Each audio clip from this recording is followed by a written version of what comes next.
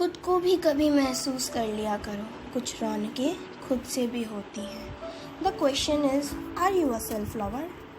For answering this, first try to understand what does self-love mean.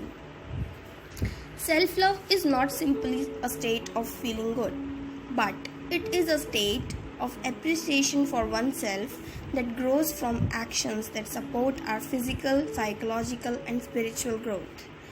In simple terms, to take care of oneself, to take a stand for your own, to fight for your rights, etc.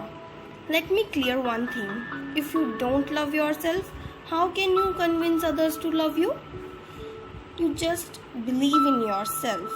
Love yourself to the extreme and the world is yours. You don't need anyone to be there for you if you have your own back. Some people who can't bow down in front of others assume to have self-love, but there they need to understand that the tree that bows down is always the one having more fruits. So, if you are right, fight for it, but don't forget to understand the other side of situation. According to me, the person who spreads love is the biggest self-lover if he starts from himself. The biggest thing that matters in self-love is, are you keeping others happy? Are you spreading love?